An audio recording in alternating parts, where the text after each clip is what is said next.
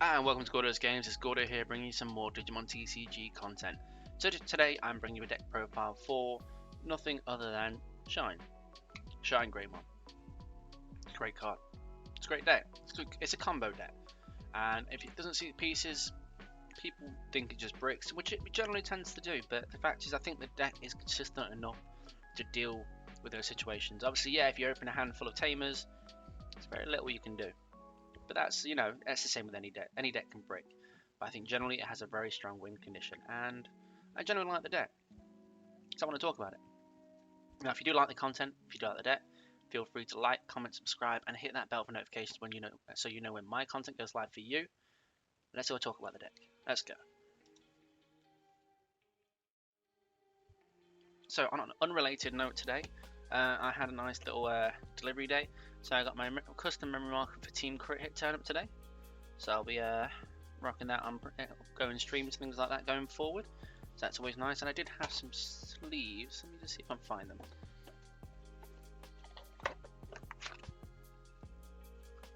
There they are. Team Crit Hit. My own little Digi-Egg sleeves. So it's a nice little post day. It's always good when you get these little gifts. The joys of being in TCGs, hey? But enough about that. Let's go to the deck. So we're going to do the normal. We'll start with the eggs. And we have got 4 open them. If you have 3 or fewer security, you can draw a card when you attack. Really good card.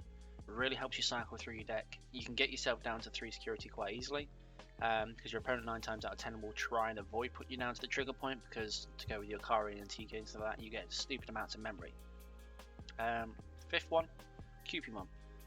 You could run things like the Niaramon or things like that, or just flexing however you choose to, but I feel like you can get this to come off because people don't want to attack you. Sometimes you are left at 5 security for a little while, and then on the other chance you can get that draw off of it. It's like 1 draw in a game, so it happens. It happens. So 5 Digi-Eggs. Rookies, I believe we play 12. I will confirm at the end. But we play first of all 2 Agumon. If you have 3 or more yellow Tamers, when you swing, you can draw a card. It allows some more control drawing because you're not in a rush to attack with this deck. You're happy enough just to build your board, take out their board, and control everything as you go along. So sometimes having the control draw rather than things like the lap run where you're forced to draw as soon as you've got rid of stuff is a nice way of keeping you in the game, because this deck does suffer to decking out. It is one way to beat it. We've got 3 Lotmon. On play, you can reveal the top of your security. Well, you have a look. You don't reveal, so you have a look at the top card in your security. You can choose to add it to hand. If you do so, you draw a card. This allows you to get to your criteria of being at 3 or less security for Kari, so you gain extra memory on turn. So it's really good. 4 Patamon. What is to say about Patamon? Not a lot, really. It's just a really, really solid card. It makes your shine to 3 costs. Once per turn, when an opponent's Digimon is deleted by dropping to 0 DP, gain 1 memory. So that can stop you from passing turns. So if you're at 3, you then shine on top of a rise, and you have this underneath it. You take out near enough all their board, you gain a memory back, so you've got your left on 0. So if they had one suspended that you weren't able to kill or anything, you can swing into it, or you can swing at security. It's up to you. 3 Salomon. Salomon's really good. Allows you to kind of draw back, obviously get back into the game. So if Shine struggles with being rushed down too much because it doesn't have a very threatening security. So things like this to recover that security and just to keep you in the game are really vital and really needed. So it's a really good card, and it's 4 cost to play. So when you've got, let's say for example, a memory tamer down, your opponent hasn't got one down, you play the 4 cost, you leave them on 1 memory, so they can do very little on their turn. Level 4s. Pretty standard. 4 blockers. You need them. Like I said, this is a combo deck and you want to get your combo set up, so these help you stall out for that. This plus the recovery in the deck as well.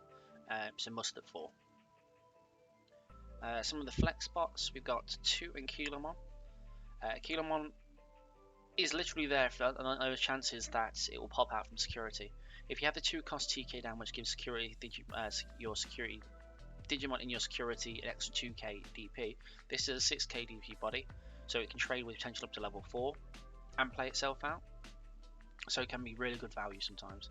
It's not the deck's not focused around it, it's not really a must. You can swap this out for Geo Greys if you really wanted to, but I feel like it does have those occasions where it comes out, it really does help. 2 Repmon. 3 costs to play.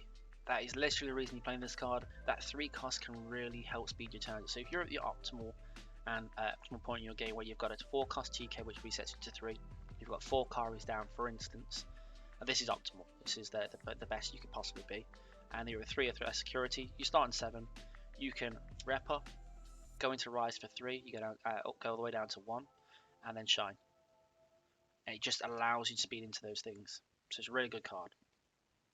And then on the other side of that, we've got 4 Toriumon. It's where it's not cheap to one play, it's cheap to Digivolve. 1 cost to Digivolve can really help speed things up. So if you're at 3, you go Digivolve on top of the Rookie for 1. On top of this, you go to Salomon for 2, and then go to 3 for Slash, or you go into a Shine if needed. So it's just a really, really good card. So I feel like you've got a lot of variety here in the yellows level 4s, just to try and get some different plays going. So run 12 there, was it? 12. Alright, moving on to level 5s. We have 3 Siremon. Same principle as Torumon. It's literally 2 cost to evolve, and it's got a very cheap on. This one's got a cheap on play cost like the Repin one, where it's 5 cost to drop on board. So if you are at 7 and you need to clear board quickly, drop the Siren, drop a Shine on top of it, clear the board, or drop a Siren and drop a Slash on top of it. Either or. Otherwise, its cheap Digivolution cost really helps excel your turns. Run a 1 of Angie-Woman. Really good card in the late game. Can really help save you just by getting that 1 recovery. Because you generally, what tends to happen is by that point in the game, you've got a lot of your Tamers that down, so you recover. And then you go into Shine to clear their board.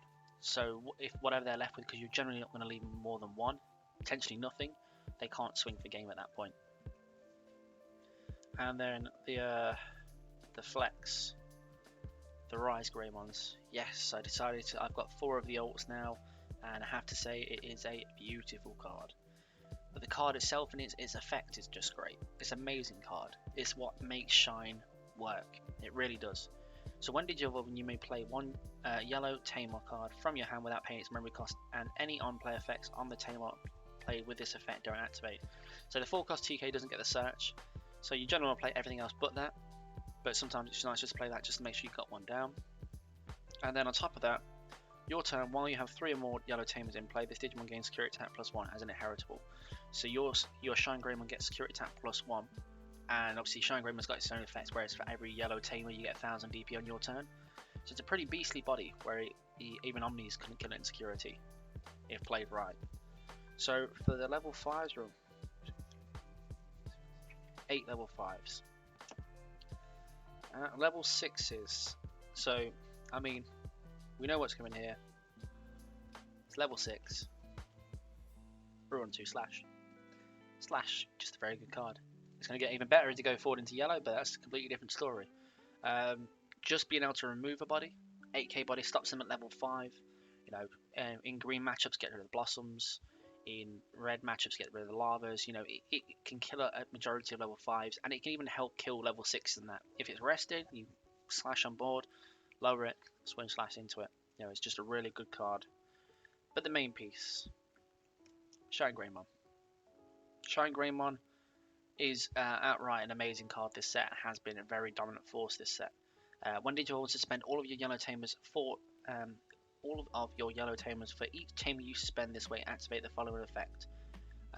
One of your opponent's Digimon gets minus 4000 DP for the turn. So basically you can individually stat those how you want, but you have to spend them all. It's not criteria you can just spend 1 at a time. It is literally they all get spended, but you choose how it's distributed. And then on your turn, this Digimon gets 1000 DP for each Tamer you have in play. Each Tamer you have in play? Okay, so it's not even just yellow Tamers. Okay, that's interesting, because next set you do get a red and yellow. There's a red Shine or something like that, so that could be interesting. So that's the level 6. It's just 6 of them. 2 Glorious Bursts. This helps slow down your opponent if they go too tall whilst you've been building up Tamers. Drop this on them. They kind of have to start again a little bit. It's just a really good card. It reduced the memory cost of this card in your hand by 1 for each of the yellow Tamers in play you have in play. and then one of your opponent's Digimon gets minus 12,000 DP for the turn. So really strong, gets rid of most level 6s. It's really good in the Megazoo matchup, trust me I know. Megazoo is my favourite deck, and that card absolutely ruins it. Now we're into Tamers. I run 2 of the security TK. Good card, obviously it's there just to round out the numbers really, but it can help. It helps with the memory choke sometimes. It can help with just buffing some of these security Digimon. Makes Shine 13k, so Millennium is more of a thing these days, so it potentially makes Millennium crash, which then means Millennium comes back and you can then get rid of it your following Shine. 3 Kari. No, I lie. 4 Kari. I thought I just I'm pretty sure I had 4. So yeah, 4 Kari, because like I said, the optimal one is you have the 4 cost TK to get resets to 3. Then if you have all of these, you're going to 7 on memory on a turn as long as you're at a trigger point. And that is more or less unrecoverable for most decks at that point because you've got so much memory to do a lot of things. And then the card that helps the deck function. You couldn't function this deck as well without this card. It lets you extend the size of your hand. So you start with 5 cards in hand, but if you see this, you technically have 10 cards to work with overall. Because this is going to go through your security, it's going to have a look what's there, it's going to replace it with something else. So you can get rid of those dead things in security and hope that it recovers a tamer. So they start just filtering through your tamers for you. So I feel like this has to be a 4 of. But that is the deck itself, that is Shinegreymon. So far I've had some good results with the deck. It plays when it's matchups, and green is generally a bad matchup for it. But to be honest, I've been having some alright playstyles against it. So Rust Tyrannomon, I beat a green variant of that. Ceresmon, I beat a couple of variants of that. Generally, it's been putting in a hard bit of graft. So generally, the deck itself is putting in some good work, and I'm enjoying it. Shinegreymon, I'll be interested to see what the red part adds to it next set. I know it's not going to be meta or anything, but you know what? We're not all about the meta here. We just want to have some fun. So let's see what it brings, what spice it brings to us. But thanks for tuning to Gordo's Games. If you like the deck profile I said, don't forget to like, comment, subscribe, and hit that bell for notifications. And as always, let's get digital and let's get going.